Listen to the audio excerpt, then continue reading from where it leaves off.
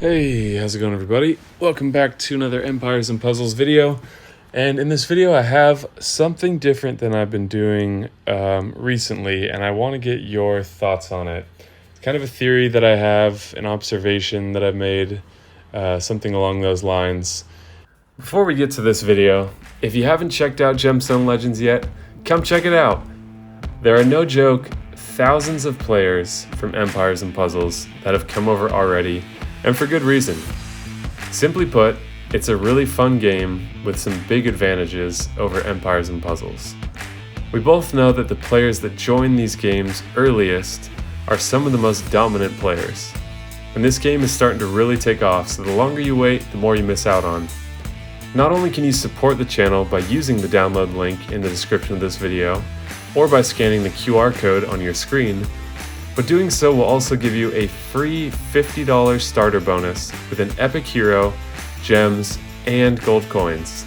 All for free, just by using the link or QR code provided. And then when you start, you'll gain access to beginner events exclusively for players who use the link or QR code provided that will give you another strong epic hero, a set of 5-star legendary equipment, and a platinum scroll for another guaranteed epic or legendary hero. Lastly, I have created a bunch of videos in a Gemstone Legends playlist on my YouTube channel to make learning this game as easy and fun as possible. So hit that download link in the description and get started with one of the most fun and deep Match 3 RPGs. There's a great community in Gemstone Legends. It has some huge advantages over Empires and Puzzles. And overall, I think you guys are really going to like it. Hard to say exactly if this is definitely happening, but again, I wanted to see how this sat with you guys, or perhaps open you up to this possibility if you haven't considered it on your own. So, since Path of Giants came out, I've been thinking about it a lot. I did a video discussing the value, so if you haven't seen that or you're interested in knowing my thoughts on the value based on the rewards that you're getting and what it requires, etc., go check that out separately. Shouldn't be hard to find. But here's the thought. The daily challenges are heavily based on rating. I think typically 4 out of 6 are rating exclusive challenges, and they can be difficult ones, like raid with 2 slow heroes, and not only do you have to win that raid, but both slow heroes have to fire, which means neither of them can die before you've used them. There's a lot of mono rating challenges, which they know for a fact is not how many people play the game. There's plenty of people who use mono, but there's plenty of people who don't. So they know that they're pushing people to do something different. In other words, increasing the amount of rating that people are doing per day. A lot of people don't like that because there's, believe it or not, a number of people who don't enjoy rating, but that's what they're pushing. So here we have win 2 raids with a mono nature team, defeat 5 holy enemies, win raids with at least 1 classic hero on your team 3 times, win raids with 1 costume hero in your team. I don't know how many times we had to do that. And then there's usually like a win without special skills or without loot tickets, and a X monsters of a certain color. I think always 15 actually. So 4 of those challenges are rating based. Some of them are quite difficult. Sometimes you have to attack certain classes of heroes like clerics that you don't often see in defense. So anyways, this has got me thinking, okay, they're strongly pushing the rating aspect. As you follow these challenges day to day, that stays consistent. So another thing that I've talked about with people in my alliance regarding rating is that when rating, my recommendation is to go into your Watchtower and do revenges. Why? Because you tend to get more reasonable teams. So, like, for example, no double limit breaks. This is, in my impression, a more reasonable team. I also don't have any double limit breaks yet. That's a subject for another video, but these teams are often much more beatable. Okay, we got some limit breaks there, but on less strong heroes. So, well, they have the costume and they're still using the standard version. That is bizarre. A little bit more challenging, but I would feel confident fighting this team. It's certainly not a meta defense. Okay, next up, single double limit break. Very reasonable. This kind of feels like more of a cross-section of the average player in Empires and Puzzles. Obviously, if you're at a higher level, you're going to attract different kinds of attackers. If you're at a lower level, you're going to see different levels of attackers as well. But overall, this seems like a more accurate cross-section based on where you're at in the game. Okay, so the other way to raid is to open up the raiding tab and click Find Opponent. I have felt from my own personal experience that you're much better off doing revenges, because when you jump in here, you see a lot more teams like this. Okay, so based on team power of my average rating team, which is like 5,000 to 51, roughly in that area, this is over 800 stronger, potentially 900 team power stronger than my average rating team or some of my rating teams, which are not bad at all, as you can see. And the team power doesn't factor in the ether abilities. This is like a very special addition to the hero. So these heroes, they're kind of like 6-star heroes in terms of their stats. The stats are reflected in team power, but they also have these extra abilities that make them even harder to beat. Most of these are not actually very good for the heroes there. But anyways, I was having this conversation. So I'm getting to my point. This is all what I feel like is the relevant background to explain to you how I arrived at this and why. So sorry if this is taking a little bit long to get to the point, but I promise it'll all be worth it and it'll make sense what I'm talking about. A member in my alliance was getting very frustrated with raiding, and I was like, do you do revenges from the Watchtower? And he's like, oh no, I didn't even think of that. I always just click on the raiding button. And I was like, try doing revenges, because I think that the algorithm for the raid button pushes heavier teams at you. And this was before the Path of Giants. And my theory at that time was they push these heavier defenses so you feel less satisfied with your heroes, which is part of, for sure, their cycle of spending and what they try to push you into to continue to generate revenue. We're now at a position where Zynga is 100% full owner of Empires and Puzzles. I'm sure they kept Small Giant as the studio, but they are setting all of the metrics, all of the quotas, everything like that. And clearly they're very good at what they do, but in a way that most people would think is kind of evil and, preying upon players and really just trying to make as much money as possible, not to make as good of a game as possible. So it makes sense that they would have specific ways that they're trying to drive people towards spending, and competition is a big part of it. So when Path of Giants came out, this is getting to my specific point now, there's a big push on rating, as we discussed. The other thing about Path of Giants, which I discussed in the Is It a Good Value video, is that this is heavily based on reinforcing their new Alpha Ether system. And it's not just inherent that you're bought into that system. For me, I kind of think it's very expensive for not as much. I feel like you're getting less for more money.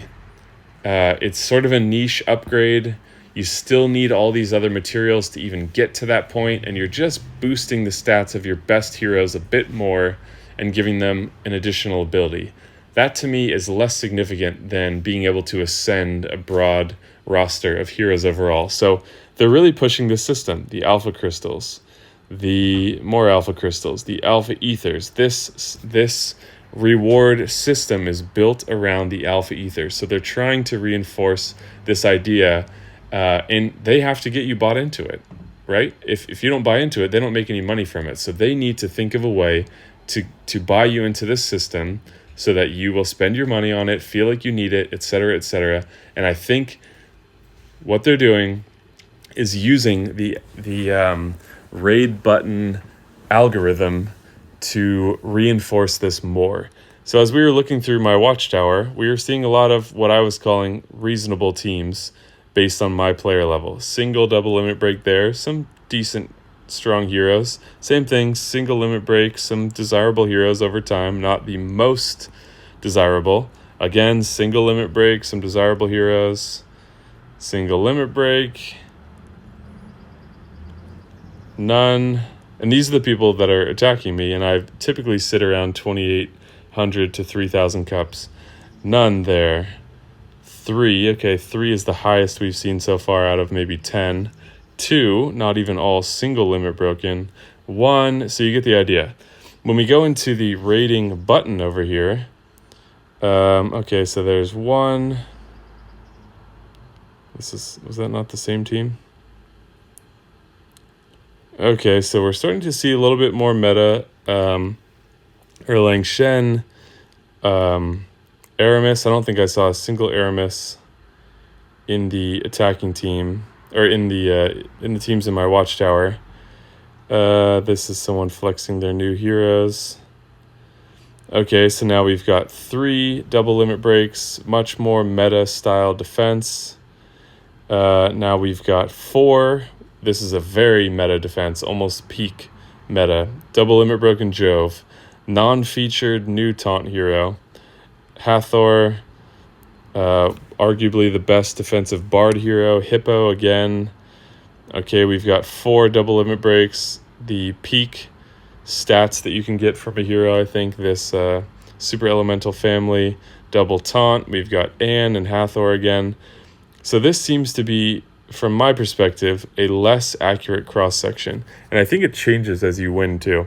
So anyways, I wanted to see how this sat with you guys, to see if you've had the same experience. It seems to vary a little bit. So, like, as I'm jumping in now, there's plenty of teams that are not reinforcing the idea that I'm having. They are more meta and less beatable. And I think as you continue, so there's a pretty meta defense, as you continue, it changes. So let's take one of these more reasonable teams, and maybe I'll just speed these raids up so that we don't make the video too long. And I want to show, I want to explore if this is going to change as we progress in wins. Because why do people raid for the most part? So that you can fill the the raid chest, or the hero chest, it might be called. And why would you want to do that? Because you get rewards from it. So they know that when you're raiding, you have a goal in mind. You're not just going to raid twice and then leave. Most likely, you're probably aiming for the accomplishment of the raid chest and getting the reward. So, anyways, let me speed this up, and then we can explore if it seems like I've got something here. And again, I'm curious to get your thoughts on this at the same time.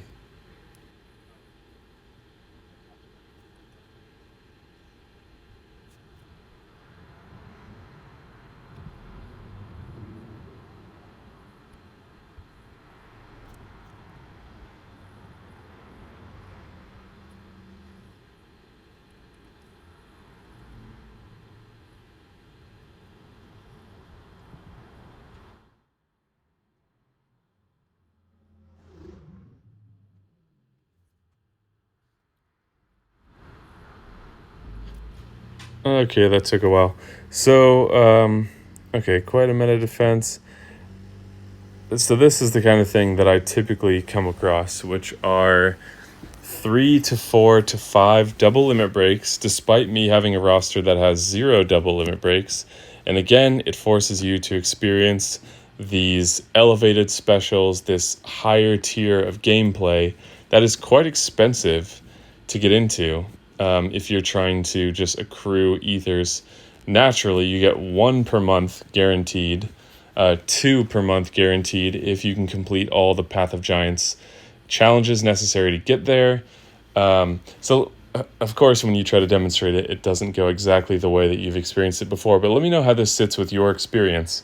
When you raid in the Watchtower, or do you click the button, and have, in your experience, does it seem to be different? Do you get more of a challenge when you click on the raid button? Because you got to think, no matter what's happening, there is an algorithm in the raid button matching you with people?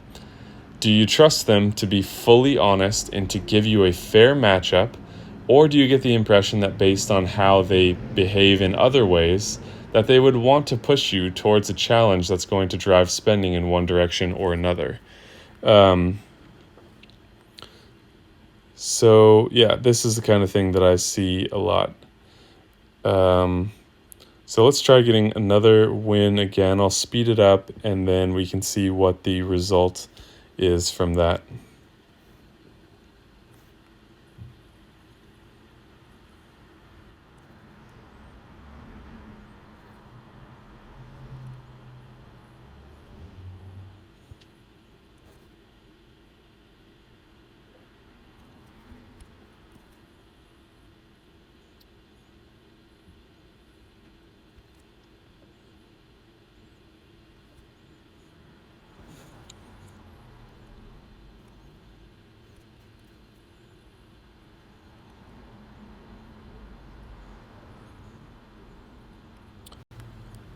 All right, we pushed up a little higher. Man, it's like they know that I'm trying to make this video. Yeah, well, anyways, it's to the point. Let me know your thoughts on this. It does feel strongly confirmed by my experience. Like I said, this is coming across a little bit different today. However, it's undeniable that there are some very strong teams in here that are not representative of the position that my roster is in,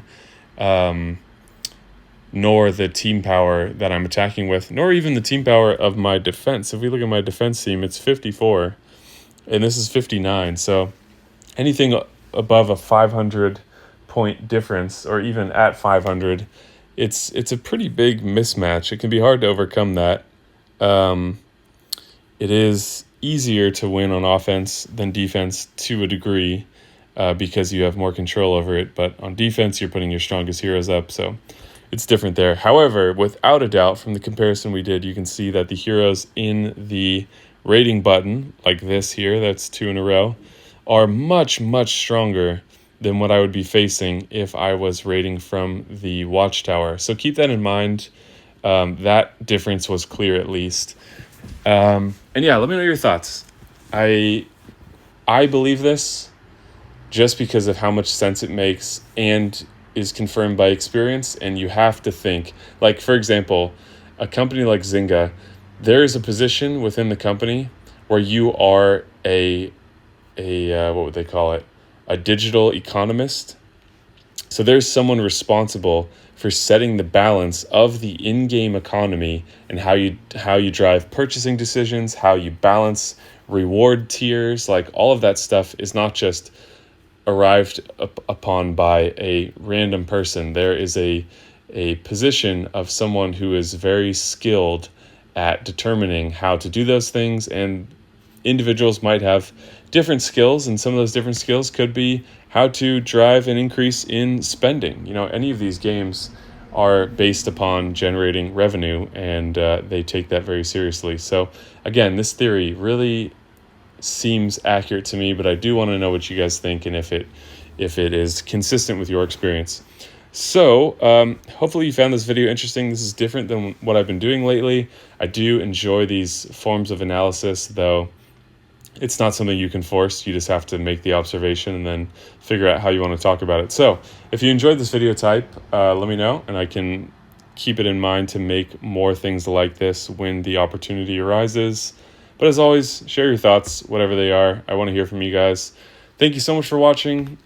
Please remember to hit the like button and subscribe. Show your support for the channel. It does make it more rewarding to make these videos when it's clear that people are engaged and enjoying the content. So give me that feedback. Thank you guys so much for watching, and I will see you in the next video.